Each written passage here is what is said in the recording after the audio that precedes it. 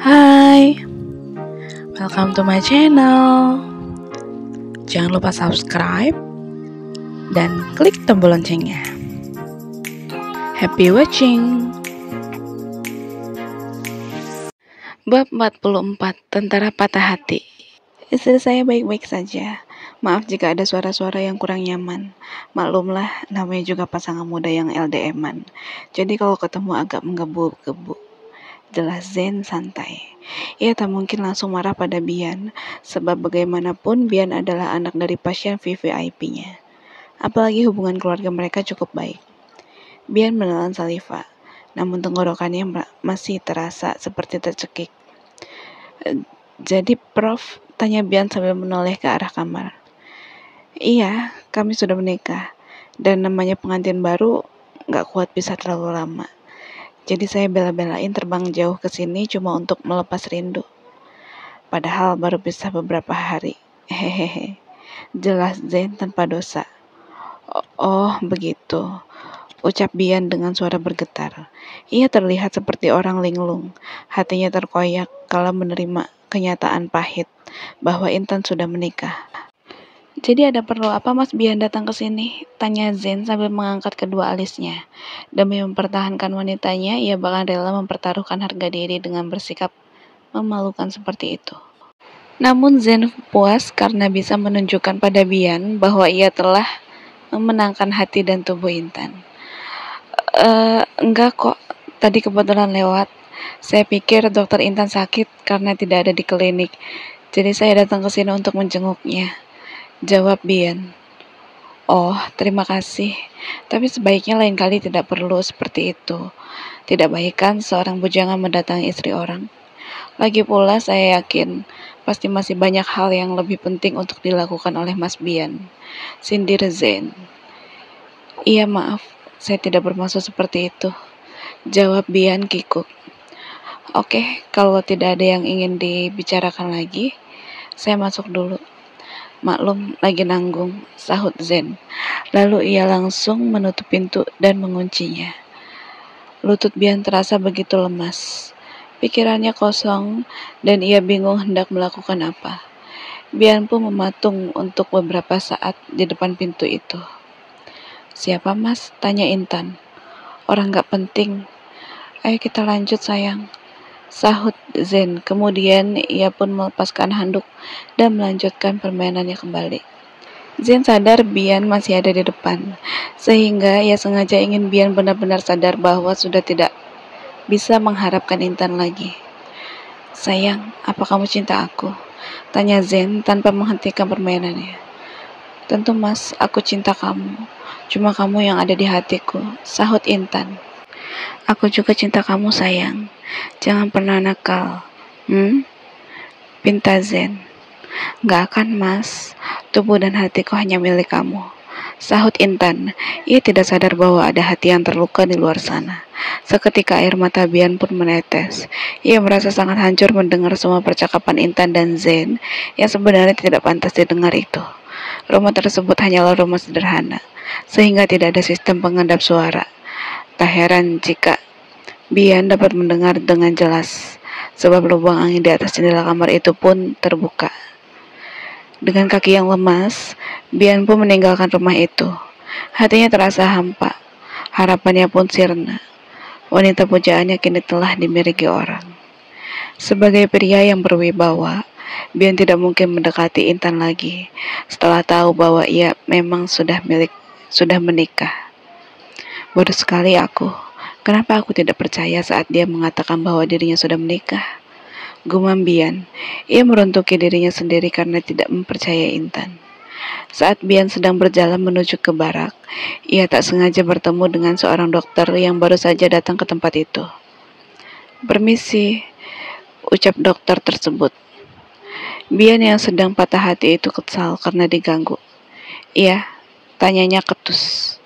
Dokter itu mengerutkan keningnya saat menyadari sikap Bian sangat ketus. Mau tanya, ini klinik di desa ini ada di mana ya? Tanya dokter itu. Di sebelah sana, ucap Bian ketus. Secara tidak langsung ia ingin menunjukkan pada dokter itu bahwa dirinya tidak ingin ditanya. Dokter wanita tersebut pun kesal karena Bian seolah tak menghargainya.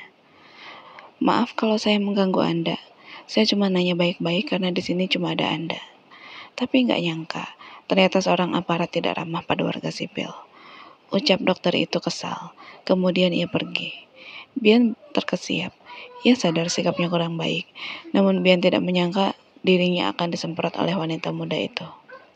Siapa dia? Berani sekali membentakku seperti itu. Gumam Bian heran.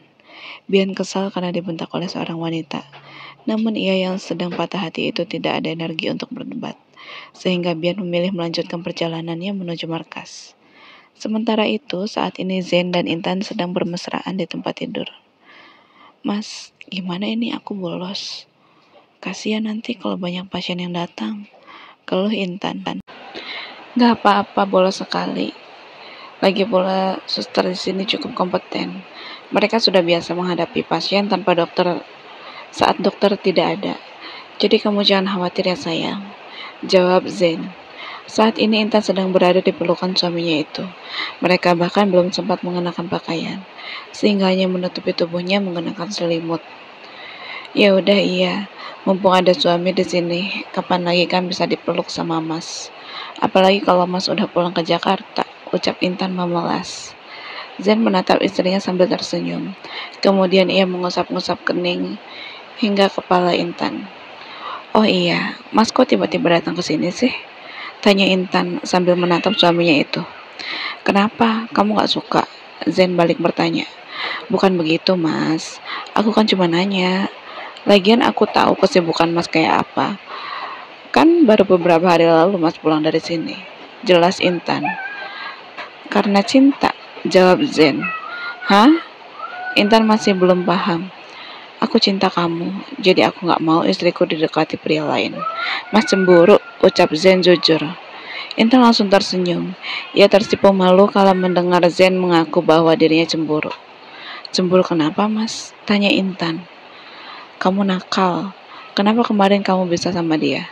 Mas gak suka. Ucap Zen sambil mencubit hidung istrinya. Intan ternganga. Kemarin? Tanyanya. Ia tak merasa sedang bersama Bian. Di rumah Pak Kepala Desa, Zen memberi clue.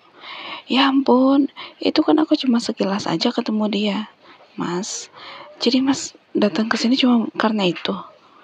Tanya Intan. Ia tak percaya alasan suaminya datang ke sana hanya karena hal sepele, yang sebenarnya tidak perlu dikhawatirkan. Ya, apalagi ponsel kamu tidak bisa dihubungi. Mas cuma takut istriku diambil orang. Ucap Zen, kemudian ia mengecup bibir istrinya. Astaga, aku gak nyangka ternyata suamiku yang galak ini so sweet banget ya. Bisa-bisanya terbang jauh ke sini cuma karena salah paham. Entah dari mana Mas bisa tahu aku ada di sana. Tapi aku cuma kepikiran, gimana dengan kerjaan Mas? Pokoknya kemarin katanya bakalan sibuk ya. Tanya Intan. Pekerjaan masih bisa dilakukan lain waktu. Tapi keselamatan istri gak mungkin bisa ditunda, jawab Zen. Intan mengerutkan keningnya. Keselamatan? Tanyanya heran. Iya, karena kamu sedang menjadi mangsa hewan buas. Jadi Mas datang ke sini demi menyelamatkanmu. Sebab jika kamu sudah berhasil dimangsa olehnya, Mas akan menyesal, jelas Zen jujur. Kejadian foto kemarin membuat pikiran Zen terbuka. Ia tidak sungkan untuk mengutarakan perasaannya lagi. Sebab dukungan para netizen yang mengatakan bahwa Intan dan Bian sangat cocok, membuat Zen sadar istrinya itu sangat berharga. Mas gak percaya sama aku ya? Tanya Intan. Mas sangat percaya sama kamu, tapi Mas gak percaya sama dia. Jawab Zen sambil menatap Intan. Terus gimana dong? Kan mau gak mau aku harus tetap di sini.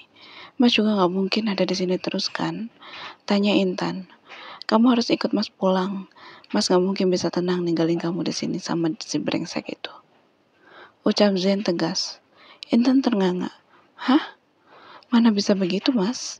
Kan aku tuh di sini lagi magang. Ucap Intan. Bisa. Nanti Mas akan usahakan, kalaupun gak bisa, Mas akan minta bantuan Papa. Jawab Zen tegas. Ia tak ingin tawar-menawar lagi. Intan senang karena suaminya itu mau memperjuangkannya. Namun ia masih belum tahu bahwa suaminya pula yang telah membuatnya dikirim ke tempat itu. Entah bagaimana reaksinya jika Intan tahu bahwa Zen yang mengirimnya ke sana. Jadi aku beneran bisa ikut pulang, Mas? Tanya Intan. Ya, sahut Zen. Terus magangku gimana dong? Tanya Intan lagi. Nanti Mas akan urus supaya kamu bisa magang di rumah sakit kita, ujar Zen. Rumah sakit keluarga Mas, tegas Intan. Zen menggelengkan kepala. Sekarang kamu kan juga udah jadi keluarga Mas. Jadi itu rumah sakit kamu juga, ujar Zen. Intan tersenyum. Ia merasa sangat dihargai oleh suaminya itu. Terima kasih ya Mas, sahutnya sambil memeluk Zen. Zen pun membalas pelukan Intan. Aku cinta kamu Intan, ucapnya. Ia seolah tidak bosan mengatakan hal itu terus. Sebab Zen sedang bangga pada dirinya sendiri, karena bisa mengungkapkan perasaan yang selama ini tak mampu ia ungkapkan. Love you too sayang, sahut Intan sambil menatap Zen. Mereka dapat merasakan debaran jantung yang saling bersahutan itu. Di klinik, permisi, ucap dokter yang tadi baru bertanya pada Bian. Dokter Ira ya? Tanya suster. Ia sudah tahu mengenai kedatangan dokter tersebut. Iya, maaf ya aku terlambat. Ini baru landing, buru-buru langsung ke sini. Soalnya tadi pesawatnya delay karena ada orang yang ngambil helikopter pesananku. Jelas dokter itu. Ternyata awalnya ia sudah memesan helikopter. Namun Zen yang datang lebih dulu ke bandara itu mengambil helikopter pesanan dokter tersebut dengan membayar lebih. Iya nggak apa-apa dok. Dokter udah ke rumah dinas? Tanya suster itu lagi. Belum. Ini dia kopernya masih aku bawa. Aku belum tahu rumah dinasnya di mana. Belum lapor juga kan. Biar di sini aja dulu deh. Jelas Ira. Ya udah, dokter mau istirahat dulu apa langsung praktek? Tanya suster. Langsung aja. Kan aku dari tadi juga cuma duduk di pesawat. Hehehe. Ternyata Mu sudah merencanakan semuanya. Saat mengetahui bahwa Zen akan menjemput Intan, ia langsung mengirim anak bungsunya itu. Ira merupakan adik dari Zen yang selama ini tinggal di Singapura. Saat ini ia sedang melakukan penelitian, sehingga ketika papahnya meminta Ira untuk pergi ke tempat itu, ia sangat senang. Setelah Ira menyetujuinya, Muh pun langsung mengurus seluruh izin untuk anaknya itu. Bahkan sebelumnya Muh meminta Ira untuk pindah tugas ke rumah sakit keluarga mereka. Hal ini sudah direncanakan oleh Muh cukup lama, bahkan sebelum Intan berangkat. Namun ia sengaja ingin tahu seberapa besar perjuangan Zen untuk istrinya itu, sehingga Muh membiarkan Intan bertugas di tempat itu untuk beberapa saat. Bukan tanpa alasan Muh ingin mengirim Ira ke tempat itu. Ia memiliki tujuan lain, sehingga tega mengirim anaknya ke sana. Sore hari Ira pulang dari klinik. Kemudian ia kembali menarik kopernya menuju rumah dinas yang saat ini ditempati oleh kakaknya itu.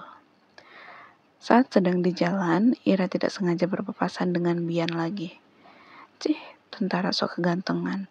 Males banget ketemu dia. Lagi di sini. Batin Ira. Ia masih sangat kesal karena Bian jutek padanya. Pun dengan Bian, ia tak kalah kesal dari Ira. Sebab tadi Ira berani membentaknya.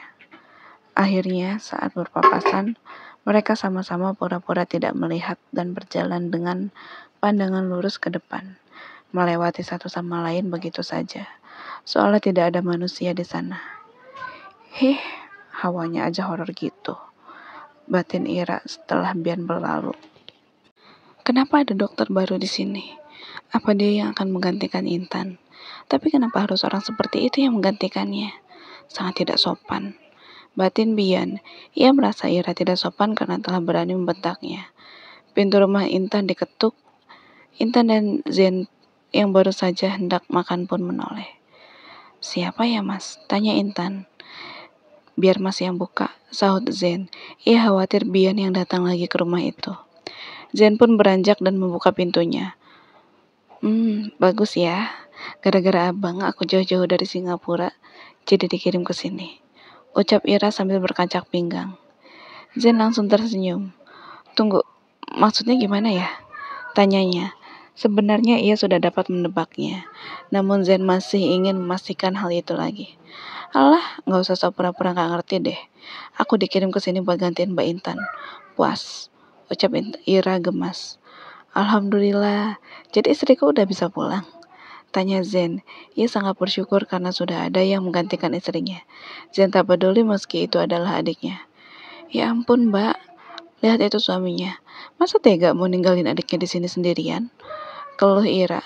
Intan tersenyum. Tapi makasih ya, Ra. Aku juga senang kalau bisa pulang ke Jakarta. Jawabnya. Ira ternganga. Astaga, aku menyesal telah menerima tawaran ini. Kalau begitu aku mau telepon papa aja, biar semuanya batal. Ancam ancam Ira sambil mengambil ponselnya. Eits, kamu kan habis perjalanan jauh. Lebih baik masuk dulu, ucap Zen sambil mengambil ponsel adiknya itu. Nah gitu kek, masa ada tamu datang dari tadi nggak disuruh masuk? Keluh Ira. Iya maaf, abang terlalu happy lihat kamu ada di sini. Sahut Zen sambil menarik koper itu. Happy aku ada di sini, apa happy karena aku mau gantiin Mbak Intan? Tanya Ira kesal. Dua-duanya, hehehe, sahut Zen. Cih, dasar kanebo, ucap Ira sebal. Ia sudah tahu bahwa kakaknya itu dijuluki sebagai kanebo, sebab kadang-kadang lembut, kadang-kadang kaku. Kamu udah makan belum? Kalau belum ambil nasinya sana. Kita makan sama-sama, ajak Zen. Ya belum lah, makan di mana coba? Di sini nggak ada resto, sahut Ira. Tenang aja, nanti abang pesenin catering. Jadi kamu gak usah khawatir masalah makanan, ujar Zen. Asik, gitu dong. Sekalian bayarin ya, pinta Ira. Tenang, selama kamu di sini, urusan akomodasi biar aku yang bayar. Sahut Zen. Ia memberikan itu sebagai reward karena adiknya telah membantunya. Cih, giliran ada maunya aja baik banget. Cibir Ira sambil mencepik. Kemudian ia pun mengambil nasi dan makan bersama mereka. Kalian ini hemat piring atau emang sok romantis ya? Sindir Ira saat melihat Zen dan Intan makan sepiring berdua. Kamu gak akan tahu gimana nikmatnya makan sepiring berdua. Apalagi kalau sambil disuapi kayak gini. Ucap Zen. Kemudian ia menyuapi Intan. Dasar gak ada akhlak. Udah tahu aku sendirian, pakai pamer segala. Keluh Ira. Ia sebal melihat tingkah kakaknya itu. Zen dan Intan tersenyum melihat kelakuan Ira. Intan sendiri sudah mengenal Ira sejak pernikahannya dengan Zen. Oh iya, tadi tuh aku ada cerita yang bikin aku gondok deh, ucap Ira sambil menikmati makanannya. Apa? Tanya Zen. Kan tadi pagi waktu aku baru sampai sini, aku belum tahu di mana kliniknya. Nah, ketemulah sama tentara. Aku nanya dong, soalnya cuma ada dia doang di situ. Jawabannya jutek banget. Ya ampun, dia tuh ngerusak suasana pagi aku aja. Keluh Ira. Oh ya, perasaan tentara di sini ramah-ramah deh, sahut Intan. Mata Zen langsung memicing ke arahnya. Ramah karena ada maunya, ucap Zen kesal. Ups, Intan pun tersenyum getir. Siapa namanya? Tanya Zen. Mana aku tahu, aku kan cuma nanya jalan, bukan nanya nama, ucap Ira kesal. Ya sudah, pokoknya kamu hati-hati saja. Gak perlu terlalu dekat sama tentara atau pria manapun. Apalagi di sini kamu jauh dari keluarga. Nasihat Zen. Iya bang, udah tenang aja. Aku kesini buat penelitian, jadi gak ada waktu untuk urusan hal itu. Sahut Ira. Syukurlah kalau begitu. Zen tenang karena adiknya berjanji tidak akan macam-macam. Oh iya, kalau begitu barang yang aku bawa biar tinggal di sini aja ya, biar bisa dipakai sama Ira, ucap Zen. Barang apaan bang? Tanya Ira. Zen pun menjelaskan semuanya. Akhirnya ponsel yang digunakan Intan pun diberikan pada adiknya itu, agar bisa lancar berkomunikasi. Sebab rumah dinas itu tidak seperti rumah kepala desa yang memiliki pemancar satelit. Rumah kepala desa sendiri bersebelahan dengan kantor desa, sehingga di sana ada pemancar satelit. Namun sayangnya, sinyal tidak sampai ke rumah dinas Intan. Apalagi jika sudah malam. Jangankan sinyal, listrik saja tidak ada. Waduh, aku merasa tinggal di hutan dong, keluh Ira. Zen hanya tersenyum, sebab ia tidak mungkin membantahnya. Nih ya, kalian harus ingat ini perjuangan aku untuk gantiin Mbak Intan. Jadi kalian berhutang budi sama aku, catat. ucap Ira kesal. Siap bos, jawab Intan dan Zen. Kompak. Saat ini mereka sedang bahagia karena Intan bisa pulang ke Jakarta, sehingga akan menuruti apapun permintaan Ira. Cih, menjijikan, cibir Ira kesal. Kalau begitu kita pulang sekarang aja sayang. Abis ini kamu langsung packing, terus kita pamit sama Pak Kades. Gimana? Usul Zen. Ira langsung menoleh ke arah Zen. Ya ampun, sadis banget. Aku loh baru nyampe sini. Masa kalian udah mau ninggalin aku aja? Keluh Ira. Bukan begitu, Ra. Rumah ini kamarnya cuma satu. Gak mungkin kita tidur bertiga. Lagi pula kamu tahu sendiri pesawat dari sini tuh terbatas. Jadi mau gak mau kami harus siap-siap pulang sekarang. Jelas Zen. Bukan mau gak mau, tapi mau banget, skak Ira. Zen tersenyum. Terserah kamulah, sahutnya. Ia tak ingin berdebat dengan Ira, sebab ia sedang bersemangat ingin segera pulang. Selesai makan, sesuai dengan usulannya tadi, Zen langsung mengajak Intan packing. Aku kok nggak tega ninggalin Ira sendirian di sini ya mas. Ini kan hari pertama dia, ucap Intan. Kamu jangan khawatir, dia udah biasa kemana-mana kok. Dia itu sering penelitian kayak gini. Soalnya bikin buku juga kayak aku. Itu tadi dia cuma bercanda aja, jawab Zen. Oh ya? Mas sendiri kok nggak penelitian? Tanya Intan. Siapa bilang? Kamu lupa, Mas pernah tinggal di sini. Bukan cuma di sini, banyak kok tempat yang lebih pelosok dari ini, sahut Zen. Oh, begitu. Iya, lagi pula, kalau bukunya sukses, itu akan berpengaruh pada karirnya. Buktinya dia bisa dengan mudah pindah ke sini, sahut Zen. Iya juga ya. Ya udah kita fokus packing aja. Jangan sampai ketinggalan pesawat, ucap Zen. Iya, Mas. Selesai packing, Zen pun mengajak Intan pergi ke rumah kepala desa untuk berpamitan. Ra, Mas tinggal sebentar ya, ucap Zen. Mau kemana? Tanya Ira. Ke rumah kepala desa, apa kamu mau ikut? Zen balik bertanya. Gak usah deh, aku di rumah aja, sahut Ira. Ia merasa lelah dan ingin beristirahat. Oke. Zen dan Intan pun meninggalkan rumah itu. Sepanjang jalan, Zen terus menggandeng Intan. Sayang, di sini tuh ada bukit. Pemandangannya indah banget. Tadi aku mau ngajak kamu ke sana, tapi ternyata belum rezekinya. Hehehe, ucap Zen. Kenapa nggak sekarang aja, Mas? Tanya Intan. Ya nggak bisa dong, kejauhan. Nanti kita ketinggalan pesawat, sahut Zen. Iya juga ya.